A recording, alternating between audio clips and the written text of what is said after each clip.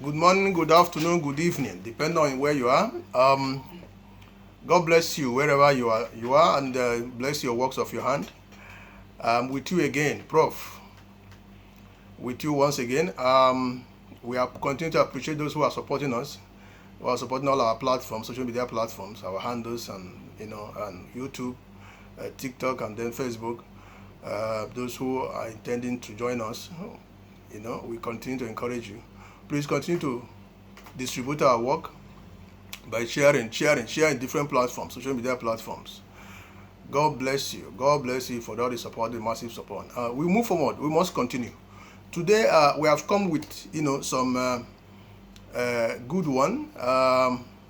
Today we want to look at Nigeria. Look at our fans in Nigeria and our people in Nigeria. And I want to urge you to share the video. Share the video. You never can tell who the video is going to get across to and who is going to help and add value to his or her life. I'm going to advise Nigerians who are facing hardship.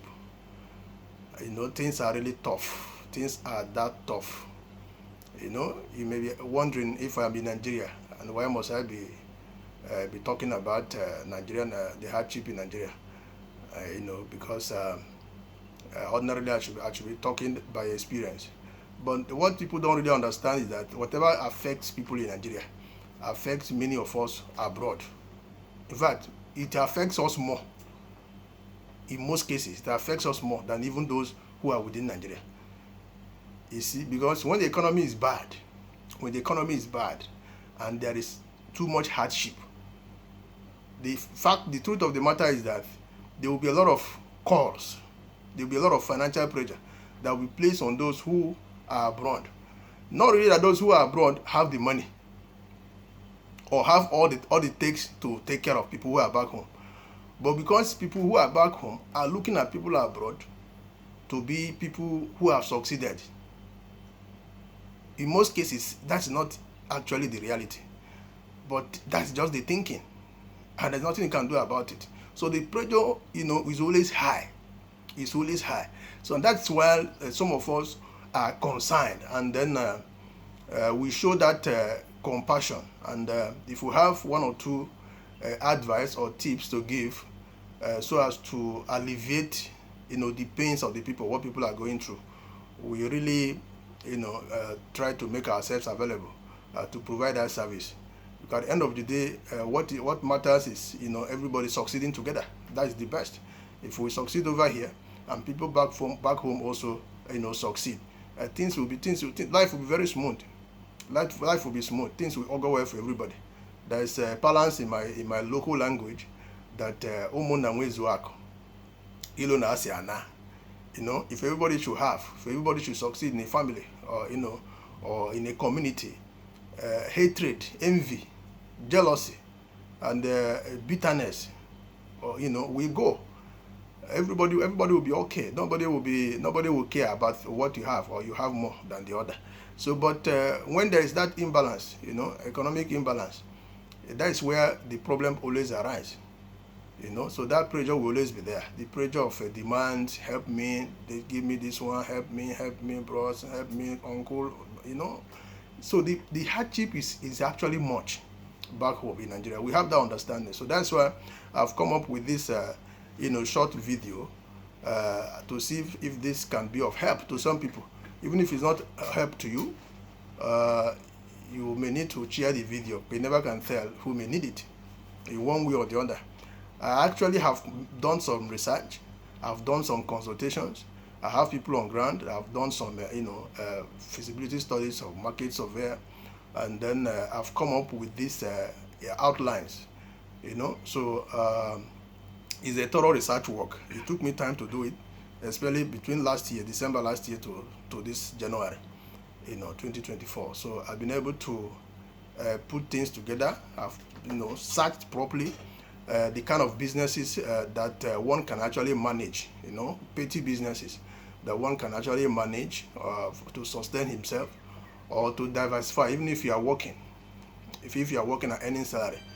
Because the kind of hardship in Nigeria today kind of hardship in Nigeria today is the kind that, salary earners, especially low salary earners, I even find it difficult to understand how they manage to survive. I mean, people earn 20,000 naira, 30,000, 40,000 naira monthly. I wonder how they survive. That is if you don't add some extra petty businesses, here and there to augment, because it will actually be tough. I'm just wondering, especially those who are paying rent, paying bills, a family of 3, 4 children. I wonder how they cope, because I know how tough it is. I have relatives, I have people, I have friends, I have people calling, I have people asking, disturbing, so I know how it is. But there will always be a way out if you can put your head down, take away shame, take away shame, feeling ashamed to do some kind of businesses to succeed, because we're in era of survival of the fittest. So it's about you struggling to survive, striving to survive. If you cannot put away that shame, if you cannot put away that pride and actually bring yourself down to look inwards, sometimes what you're looking up to achieve may be down there just around you. If you can put your head down, put your eyes down, you can actually achieve something. So I've been able to put some research together, and I've been able to discover some kind of petty businesses you can actually do with low cash, with low capital, say between 1 million or even less than 1 million to 2 million naira. You can actually do something. Let me just outline them, and I throw some light on some of them that I will pick on. All right, like foodstuff. Foodstuff actually is selling, because no matter how things are bad, people will still eat. Why I'm hammering on these areas of businesses, or why I'm actually stressing on these areas of businesses, is because the condition of Nigerian economy today and market is not the type where you need to throw in too much big money in terms of investment. Because though we have the population advantage in terms of marketing, but the purchasing power is actually low, because we have big population, but how many people can be able to afford expensive goods? So you bring in big goods, and then again also you have to consider the competition. There are too many big importers that throw so many kind of goods into the market, flood the market with all kinds of goods, and even they don't even care, selling below cost price.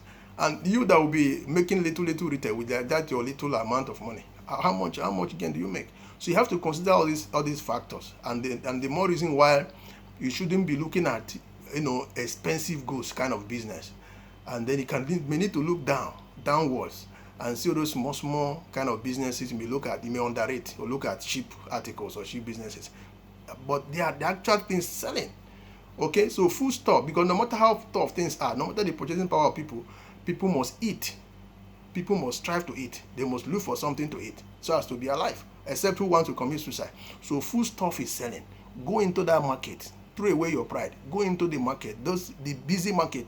But market now, this time around, it's almost those days where we think markets is for only women. It's meant for only old mama and papas. No, even young people, boys, girls, can go into the market and establish something. Food stuff, okay, vegetables and so on, petty trend, and you make money, daily income that comes in, that can grow with time, So food stuff is selling, is good. You can support yourself with that. You can grow with that, with little cash, with little capital. Below 1 million can even start something. Or kreka business, that is second-hand goods. The purchasing power in Nigeria is very low. So if you go for second-hand goods, fairly used goods, like shoes, clothing, people must wear clothes. People must wear shoes. As schools have resumed this January, kids, I know most parents, because of low purchasing power now, most parents are going for cheap shoes for their school children. All right, so go for all those okay materials. Now, baked goods, like all this chin and so on. I have a sister called Oma. I'm hoping to invite her to live show to discuss on how she's doing it. The magic she's doing to be succeeding gradually. Because I see her making progress. So she packaged these baked foods, and then she distributes across the country, so that even that your phone you're using, your Android phone you're using, should be useful to you, not for only watching pornography and some necessary video clips online, so watching comedies. So there are a lot of things you can actually engage that your phone to achieve in terms of some kind of businesses you can do. So you can distribute goods across the country, So there are things you can actually achieve without your phone. You can go for baking foods, so like baking, chin chin, what do you call it, scratch egg and so on. Meat pie, fish pie, and so on. So these are some kind of businesses, that little amount of money you can start, and it can actually grow. So POS business, people are making money with that. Unisex salon. If you don't make from cutting hair of boys or men, you can also make from making hair for women, from plaiting hair from women. So unisex, so you can target both sides. If you don't get from this side, you get from this side. If the purchasing power of this side is low, the other side you can also augment with that. So unisex salon is a wonderful one. The restaurant, people must eat. So either you deal on food stuff or you deal on cooked food. Set it up. Don't make it too fancy, because if it's too fancy, people will think the food is expensive.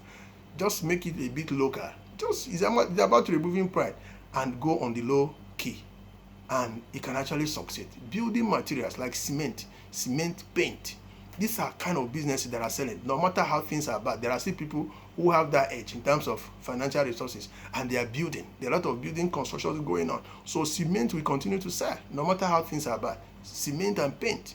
So these are kind of businesses it can actually dive into, and you will not regret it. Share this video.